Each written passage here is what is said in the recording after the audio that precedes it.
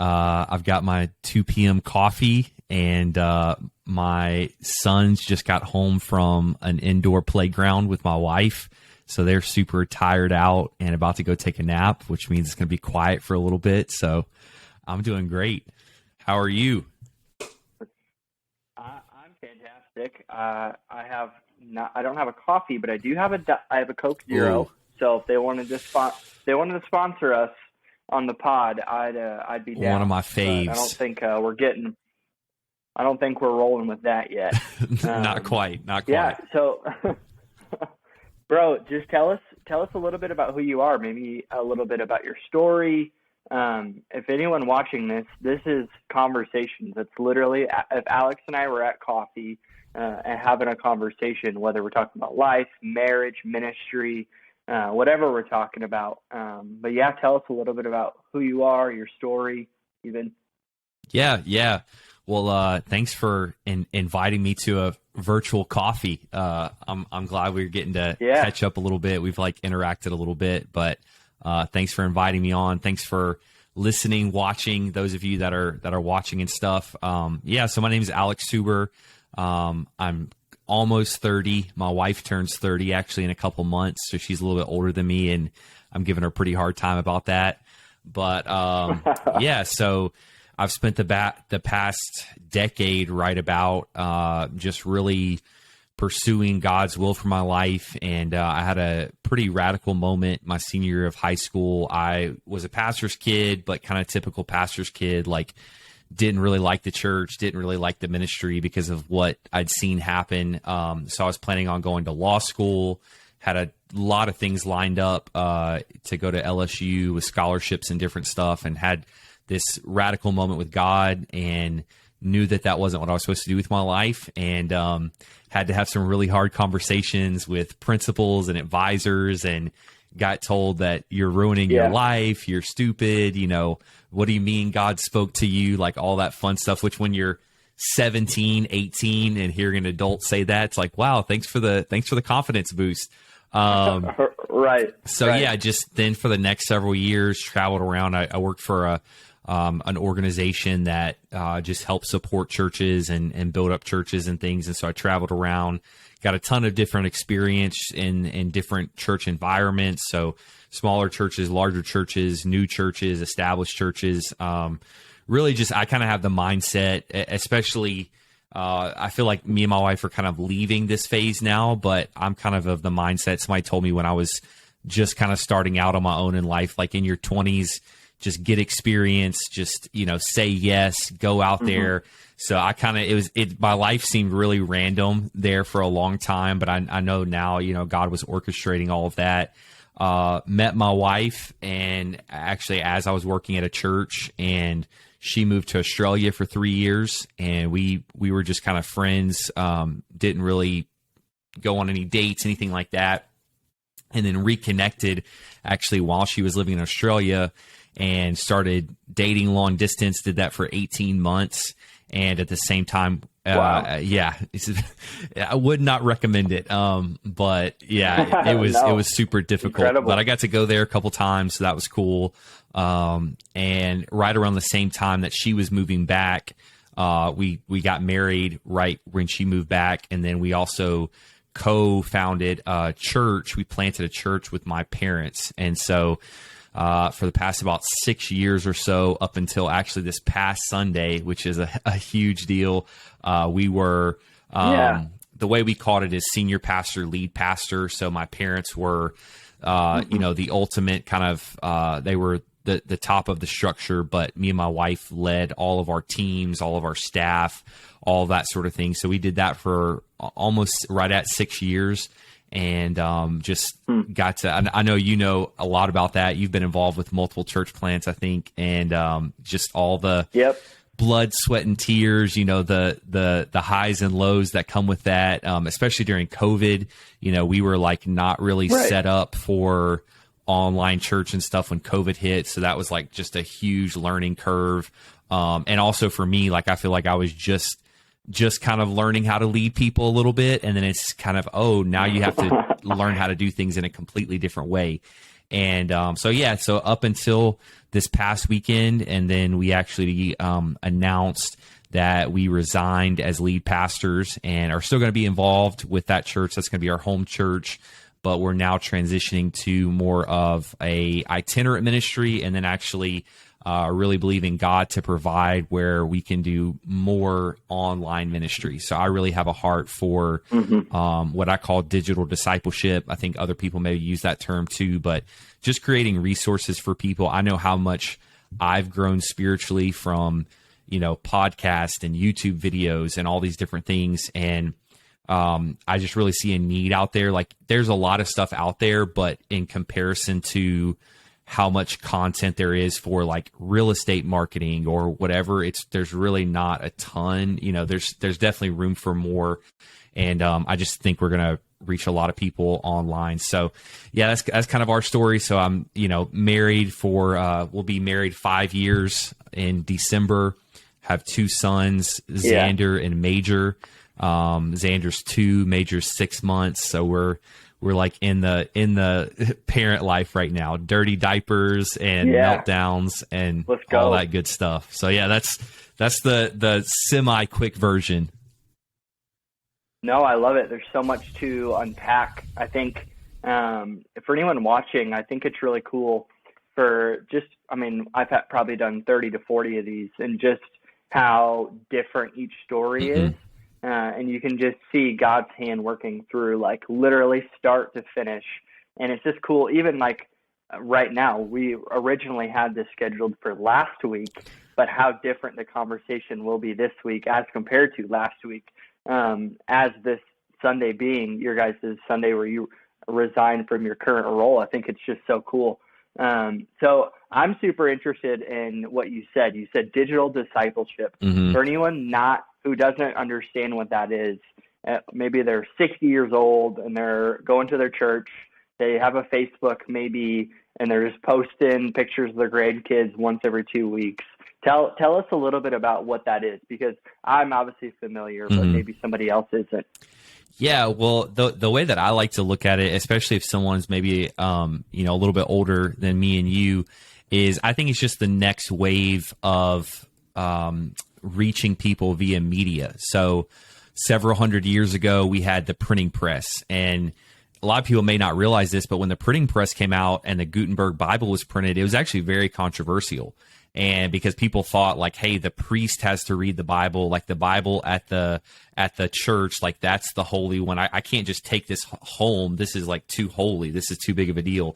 And then same thing with radio preachers. My dad has told me stories that he heard kind of from his dad of, like, when radio preachers first started, there were people that were like, that scripture that's like, well, the devil's the prince and the power of the air. So like if you're over the airwaves, then it's like the devil or something. And then you have, televangelist. And so now all of those forms are very accepted, and it's just like, everybody is kind of familiar and okay with it. And so I think now we're seeing some of the same things with YouTube and social media outlets and different stuff where people are kind of like, is this okay? Like, is this real church? Is this real Christianity? Is this real discipleship? And I'm very committed to being in a local physical church, and I think that's great for everyone. But if we're being realistic, and I've been a lead pastor for the past 6 years, and so even in my own church,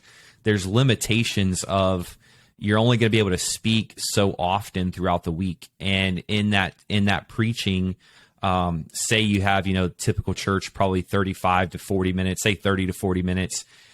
You can only cover so much content, because even in that, you're going to have maybe 5 minutes at the beginning. That's like an introduction, maybe 5 minutes at the end. That's a closing. And so I think people, again, compared to the amount of content people are taking in every other sphere of their life. So they're constantly taking in social media, constantly taking in Netflix shows, constantly taking in podcasts that are like maybe dramatized podcasts or NPR, like whatever. And nothing against all those things. I'm just saying they're taking in a ton of content, whereas maybe they're only hearing 30 minutes of a sermon at their church. And in that 30 minutes, it's pretty much monologue. Like there's not a lot of questions and answers. And maybe they do have like a small group, but even that's just kind of one time a week. And so I really have a heart for, we can, not that we're necessarily in competition, like, oh, we gotta fight against all the devil content out there, but I do think there's just something about what you're taking in. And I think you even made a post about this recently, like social media, how you can get caught up in comparison and anxiety and different things. And so it does affect you, like what you take in. And so I just really have a heart for how do we just go where people already are. Like that's the thing, so many times in church, we want people to come to our thing, like come to our event, even non-believers. It's like, hey, come to our thing. Then we're going to tell you about Jesus. Then we're going to, and I just think it's way better when you just go where people are. So let's go to TikTok, let's go to YouTube and try to get this message, the best message in the world out to as many people as possible. Yeah. Well, I think it's so good. For anyone who I think has opposition, I think there's definitely times to challenge things and to ask questions and to understand, because I've definitely had my moments where I just want to delete social media. I want to be the pastor who just is in his church and talks about how bad it is. But I don't think, like you think about like you were just talking about, the history of the local church, even with Paul using letters and forms of mail to communicate a message. I just think it's imperative. And when I think about the church, or when I think about Jesus followers, I think about people who should be pioneering the best creative ideas, the best music, the best leadership podcast, the best whatever it is.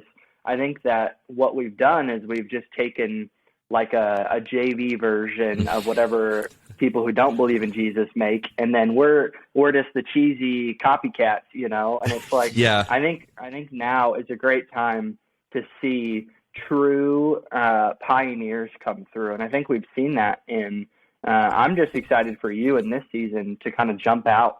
And even if you're watching this, Alex, tell us a little bit about like what that looked like for you, because I'm sure that was a big step for you, your wife, even obviously your pastors, your parents. Tell us a little bit about that jump. Yeah.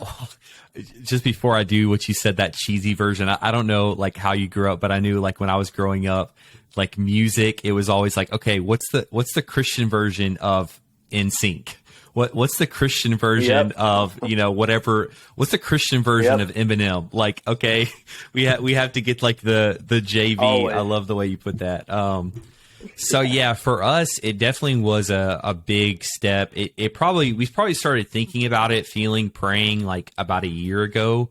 And it seemed like we just couldn't get clarity. And now I know that was because my dad was going to go through a really bad sickness, through November through like March-ish. And, I really feel like God just kind of didn't give us the next step because we just really needed to stay plugged in and really put our head down during that season.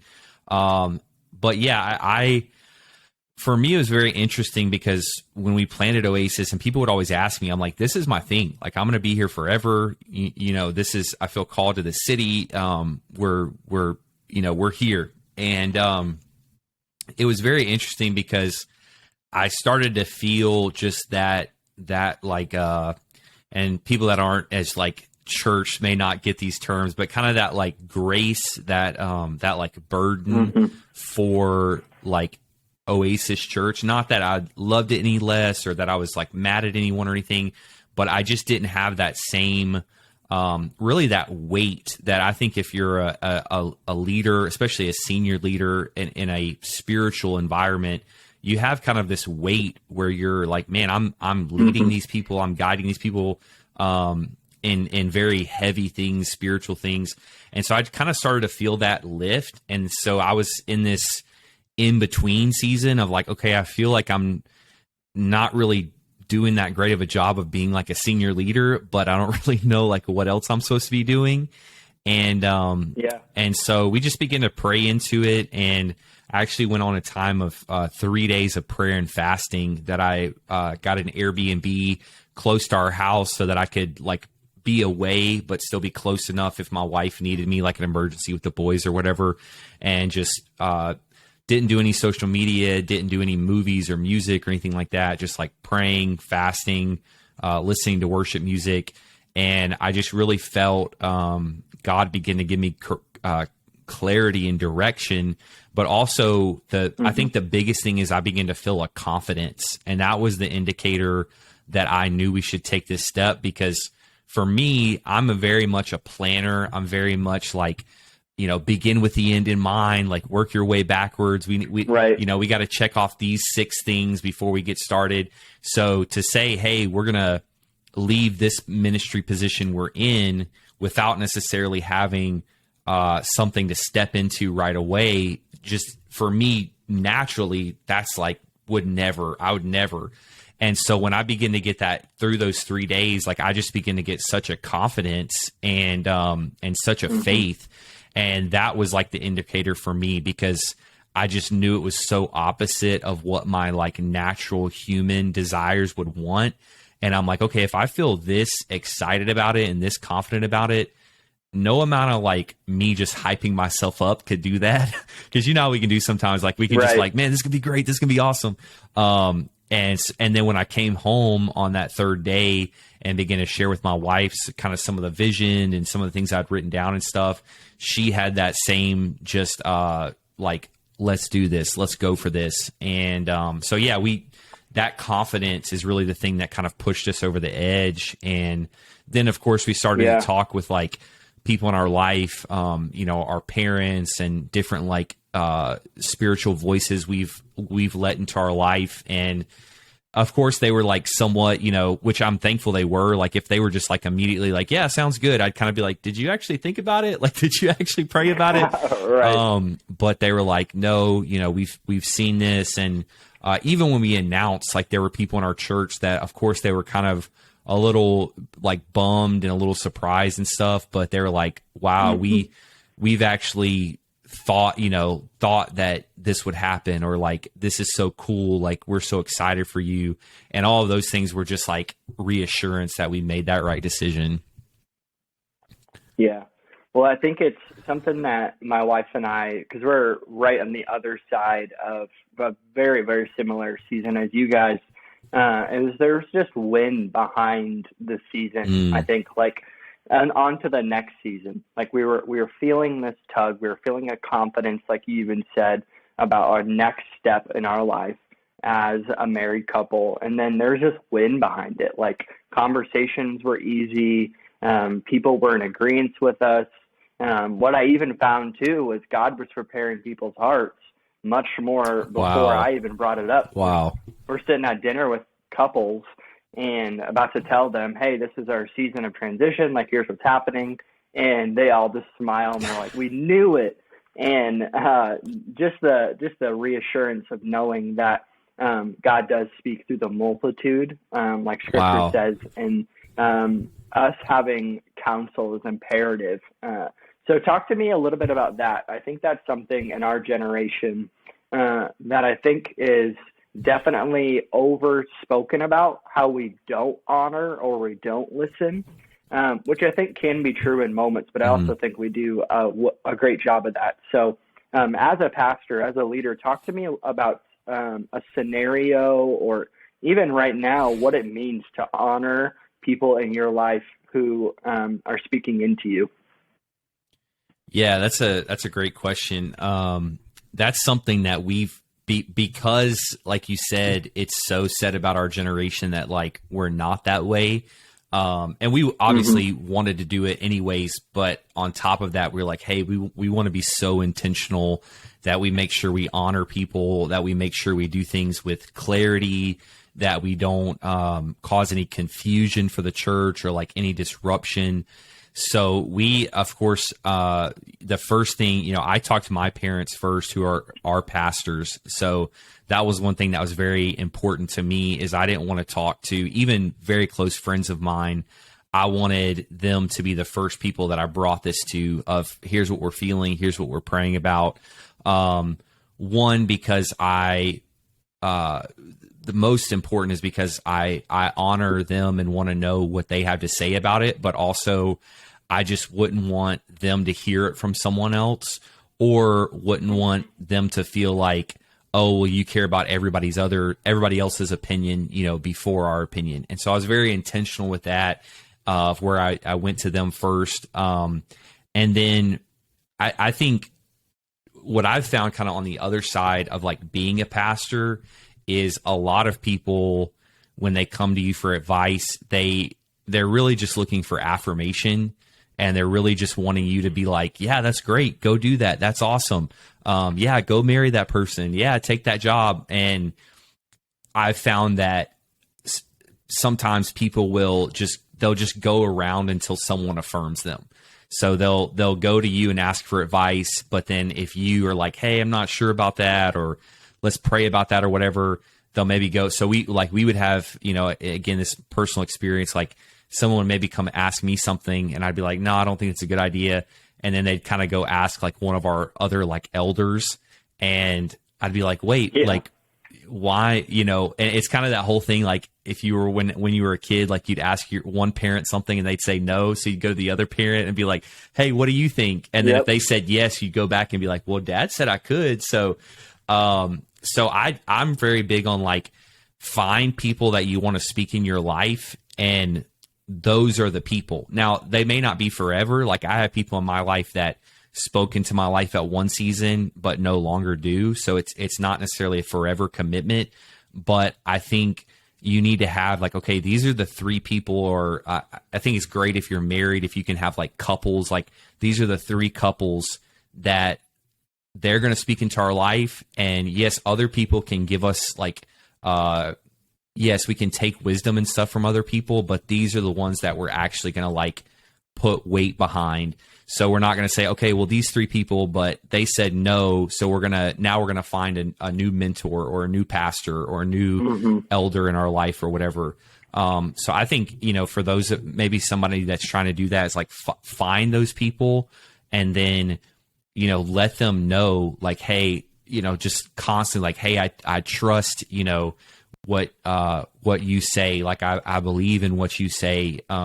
For me, like other people that are other pastors that speak into my life, I'm like watching their sermons. I'm texting them like, man, that was so good. Like, thank you for bringing that word. Like someone last night, one of the men in my life, who is like, truly, I'm just like, why are you calling? Like, he called me at like 9:00 at night. I'm like, I do not like deserve this right now. And, I'm like the whole conversation, I'm just like, Bishop, like, thank you so much. Like, I really appreciate that. Like, thank you for, and just because, again, I want to almost kind of counterbalance that idea of like, oh, millennials, they're just entitled, or they just are like Gen Z, they're just this, or they're just that. And so, yeah, I think finding like, I think probably like three at least, and like maybe no more than five, like either people or couples kind of thing. And then just figuring out like, see if you can like take them out to dinner and pay for their meal, or it like, even if like, man, these people make probably quadruple what I make. It's like, that's not what it's about. It's about, how, can you send them like, some kind of gift, or can you send them whatever, because you're trying to show them like, hey, your voice is so important in my life that I want to do whatever I can to like thank you for your input. And then I'll just say, I know I kind of been rambling on, but I think the last thing too is just like listen, great. Like actually listen. One of the greatest things you can do to honor somebody is actually listen when they say something. So if they say, hey, I think you need to fast and pray about it, and then the next time you talk to them, they're like, hey, well, what did you think? And you're like, oh, well, I haven't had really a chance to like fast about it yet or pray about it.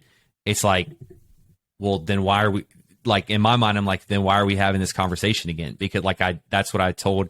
And so to me, yeah, like that's one of the most honoring things you can do is like, well, hey, when we got off that phone call, the next day I started a fast, and I've been praying and fasting, and like I wrote down, and how much do you want me to tell you? Because I'm ready to tell you. Right. I think that will then start kind of like a reciprocal type of thing where they want to pour into you more and they want to invest in you more because they've seen that you appreciate it and that you actually like do something with it. Yeah, 100%. Yeah, I mean, everything you're saying is so good, and I hope everyone who's listening is taking notes. Hint, hint. You probably should. And if you haven't, you're 10 minutes in. Restart it. I won't care. I'm not looking at stats, but everything you're saying is so great, and I think submission is a true, not only just concept through Scripture, but and in my personal journey, and obviously in hearing your story, like. That's how any type of elevation or any growth that's happened in a specific area in my life is literally, I can point it back to a conversation that I've had with somebody, or even listening to somebody without the conversation, having a pastor pull me aside. Hey, bro, insert any confrontation, right? And accepting it and not being a baby about it, but like receiving it, listening. Yes, sir. Yes, pastor. 100%. You're right. And I think that takes us way farther than I could ever try to manipulate any conversation or just go to the people who would say yes to me anyways, the yes men in our lives, which is good sometimes, like sometimes you just need a bro to have a conversation. You're like, hey, I know I'm wrong, but can you just please affirm me for like 2 minutes and then we can go back into it. It's so true. So I think you're one of the best, and I'm not feeding you compliments today, but I do think this is something to know. I do think you're one of the best communicators around right now. And I did want to go into a little bit about communication. I love watching your sermons, your clips, even this conversation. You can tell you have a cadence, you have a rhythm, you're specific about everything you say and how you say it. I'm always thank you so to hear much about the grassroots. Where did all that start? Were you handed a mic when you were 15 and they were like, hey, figure it out? Were you 20 when you figured it out? Tell us a little bit about your communication journey, because I'm always interested in that. Yeah, well, man, I appreciate that so much. I mean, I know you're connected with some of the best in the world. So yeah, I really, really appreciate that. And you're an amazing communicator as well. I've been learning a lot from you online. Yeah, my story, I mean, one, I grew up in church, all the time, old school church. So we were in church 2 or 3 times a week. And I was a part of a denomination that I don't 100% agree with all of their beliefs these days, but they did have and still do. Some of my favorite preachers are still a part of that denomination, even though we don't agree on everything doctrinally.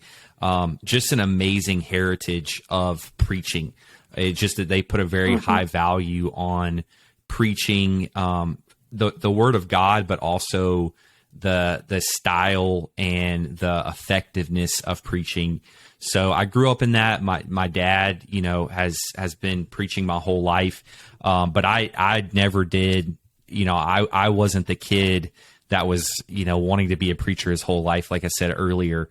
And it wasn't until, and even in my kind of earlier years of high school and stuff, I wasn't, a person that was kind of in front of everybody or like, leading the charge on stuff, all these different things. But, when I was like 16, we had a youth, we called it like a youth-led Sunday. So they would have several different like teenagers speak, and then the youth pastor would kind of close it out.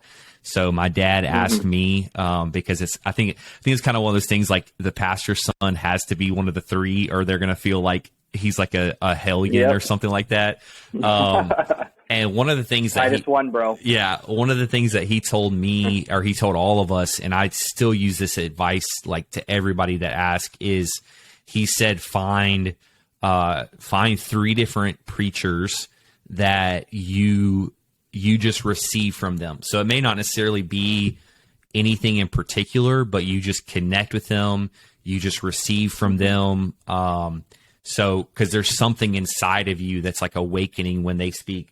So find those 3 different people and then just study the crap out of them, basically. So I at that point at 16, I still didn't want to be a preacher. So I didn't start this process till I was probably like 19 or 20.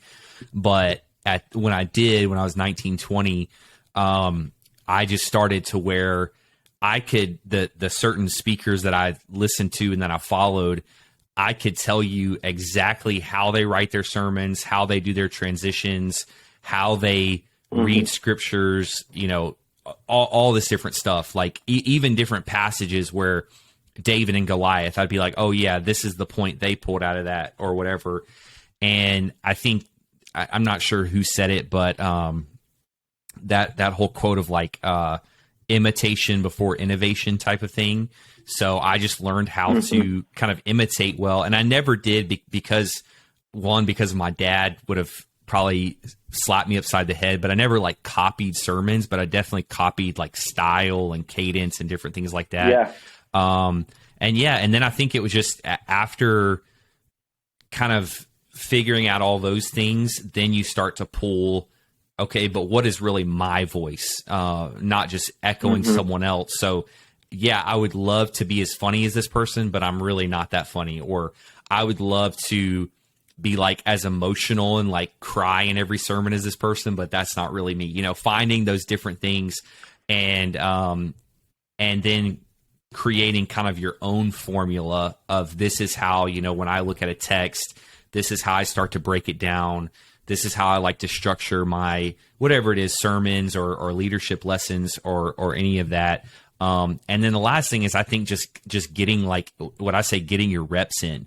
That's one of the things that I'm so thankful for this season of our time at Oasis Church, because, and this isn't any kind of, it's just been a blessing to us, is I don't know many people that are my age that have been able to preach and communicate on a Sunday to a mixed audience of, you know, several hundred people at least, basically every other Sunday at least for the past 6 years.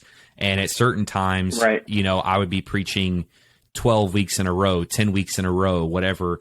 And there's just something that you can't learn. You have to do that. Like the putting together a new sermon every week and not copying what you said like 4 weeks ago, because the same people are going to be listening.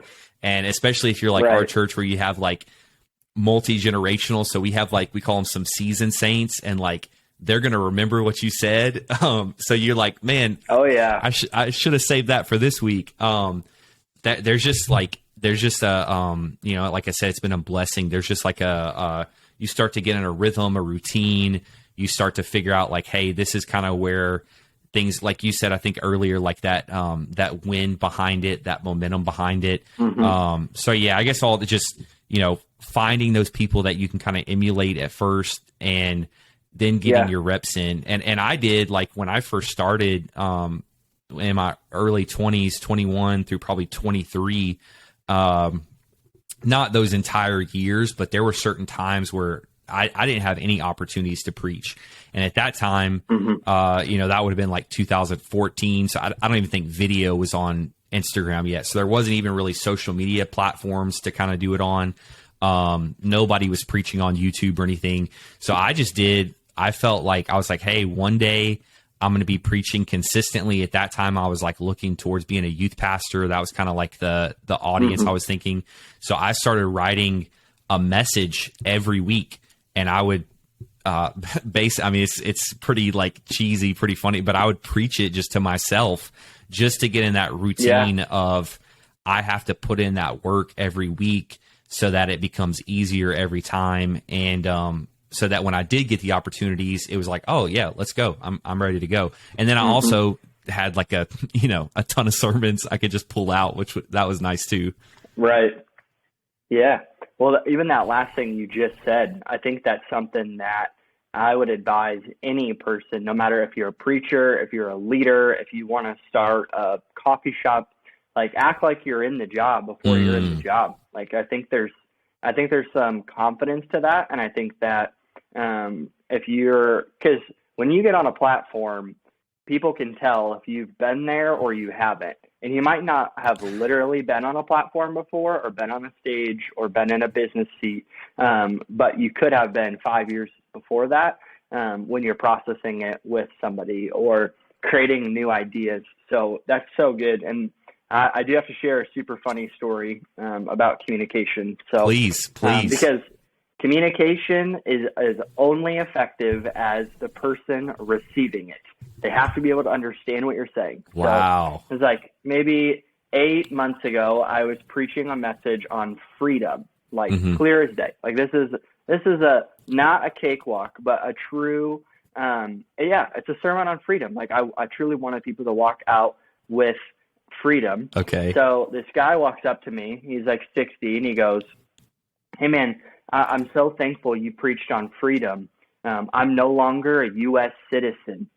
And I was like, "What?" He was like, "I am no longer bogged down by the United States and their laws. I'm a free man." And I was like, "I don't think we're thinking about this two different freedoms here, bro." I was like, "Oh my gosh! I'm not talking about American freedom and the laws and the liberties and the pursuit of happiness. I'm talking about God and His freedom." So he comes up to you like, "Amen, brother. I've been thinking that same thing." Literally, I'm my house is my own country now. I'm sovereign land. Bro, he was telling me about how they like sell our names and our birth certificates to people. And he was like, "I stole my birth certificate back." And he's been watching too much YouTube. Yes, he's been doing something too much. I don't know what it is, but no, it's so good. So you've been married 5 years, you said. I've been married like 14 months, so I have so much to learn from you. Give me like 1 to 2 marriage tips that I could take to the bank. Oh man, that is a good question. I need to bring my wife in here and let her tell you. So one thing that helped me in some counseling that I was doing is whenever we have like we get offended at our spouse or we get upset, like a lot of times like the root of like arguments is they said, this was like the line, "My spouse is not the problem. My spouse reveals the problem in me." So what they were saying is like, say for instance, your spouse like forgets something that's important, like forgets like an important date to you or something, and you start getting like all upset and you're like, "I can't believe they would do that." It's really probably not that big of a deal, but that's probably triggering something from your past when you felt like someone overlooked you, someone didn't value you, maybe an accumulation of like years of that. And so they may not even realize like that whole part of your life and story and everything. You may not even realize it. And that little thing they said just sparked that inside of you. So that's like a big one that revealed a lot for me, because I was just in that time, I was just working through so much junk from like my childhood and teenage years and bullying and different things. So yeah, that, and then I think, just making sure your values are aligned. That's super simple, but, I think a lot of people don't, we look at certain like, hey, career and how many kids do you want, different things, like all of those are good, but all of that could change so quickly. You could want to change careers, or, maybe unfortunately, like my in-laws, actually my wife's parents, they struggle with infertility for 9 years. We're told for years and years that they would never have kids. So maybe unfortunately you're not able to have kids. So the number of kids isn't so much as important as like the value of like, oh, well, we want to be parents. So that value can translate to any different situation you're in versus just this kind of like little quick, well, we're going to do X, Y, Z. And so, yeah, I would just say like, talk about, especially if you're before you get married, but afterwards, like, is tithing a value, is being parents a value, is being planted in a local church a value, is physical health a value, is mental health a value, like those different things, because the values can change and adapt for different situations. Whereas if you just say, well, like, I'm going to be keto forever. Like, I don't think anybody's ever said that, but like, I'm going to be keto forever. And it's like, well, you're probably not going to be keto forever, but maybe you have a value for health or dieting or whatever. So yeah, right. That would be two that hopefully help somebody, which I think, I know you have an amazing marriage. I already know, but thank you for allowing me to give you some advice anyways. Yeah, I'll take it as much as I can. I need it. My wife is highly blessed. Josh, come on. Don't go there already. Just kidding. Bro, I have two last questions. Super important. Number one, what's your beard routine? Like, it's so full, so nice. How did that happen? Because I'm working on it, and I have a goal, just to let you know, and I need to make this public so everyone can hold me accountable. Accountability, come on. Bro, when I hit 155, I'm shaving it off and keeping the stash for like a week because it'll grow back. But yeah, tell us a little bit about your beard routine because it seems very imperative. So it's a 5-in-1 body wash. No, I'm just kidding. I honestly, I have a beard brush and I use a face lotion that has sunscreen in it because I'm now getting to that point in my life where I'm starting to get some wrinkles. So I'm trying to keep up that moisturizer, and I just put some lotion on it and brush it out, and try to keep it halfway trimmed up with my little beard trimmers. That's about it. What would it look like if you didn't shave for a month? It wouldn't be super big. This is probably like 2 weeks of growth. So yeah, it wouldn't be super big. But the thing is, come on, just this here on the Conversations podcast, we get vulnerable, guys. We talk about the real stuff. Yes. Yes. I'm still a little patchy right here. So what will happen is, this is actually like the back, like my neck almost is where I first started growing hair. So it'll all grow here and then be like thin right here, and it just doesn't look good. My wife doesn't like it. Like, this is about as long as she wants it, so I gotta keep it pretty short for her because that's really all that matters. Yeah, that is all that matters. My wife is the opposite. She wishes I would grow it out for like 10 years and be one of those guys, but it's not gonna happen. The ponytail holder at the bottom. Yes. Bro, I'm Todd White Jr. I'm telling you. Come I'm on. playing games. I'm going to get some dreads. I'm rocking it. Not. Last question here. Texas barbecue. Okay. So yes, I've had Texas barbecue. I've had Kansas City barbecue, obviously. So you're a Texan. Tell me why the Texas barbecue is the best. But if you don't have to publicly announce that it's not the best. But if it isn't, give me a context of why as well. Man, I just got to go back to the Texans have just been doing it the longest. I mean, Texans have been doing barbecue, that they didn't have anything else to eat other than cows. So they just be like, hey, we got some old meat. Like that's what a lot of barbecue is, like the meat that you can't eat any other way. So they have to cook it for 10 hours so that it's edible. Right. So that's kind of how it started. But I don't know if I've actually ever had like true Kansas City barbecue. I've had a lot of, Memphis. I've had obviously Texas, but I do like that. Does Kansas City, is it like saucy? Yes. So it's saucy, but it's also, bro, they can get down. I definitely think Dallas, when I was in Dallas and I made a mistake, Alex, I told Kansas City people that Texas barbecue was better than that. Ooh. And bro, it was like 10 minutes before I was going to go on and preach to their church. And the lead pastor pulls me. Dude, he pulled me aside and said, hey, I'm just going to be honest. Don't ever say that again in our church. And so it was a private rebuke, not public. I'm thankful. But bro, Texas barbecue is just too good. It is. No, that's a great, going back to our communication, that is a great point, because there's like, you can poke a little bit, but there's certain people like, that's like, cause I grew up in Louisiana, Yep. Like if I was preaching in a Louisiana church and I got up and I was like, yeah, LSU sucks, roll tide, it would just, I might as well just quit. Like if people would literally, like people would probably get up and openly rebuke me in church if I did that. So yeah, that's a great tip. Don't talk about people's football. Don't talk about people's food. Nope. Don't talk about people's wives, and just stay away from those. Basically, don't talk about people at all in your sermon. That's a great. Stick with the Bible. This is why you need to stick with the Bible.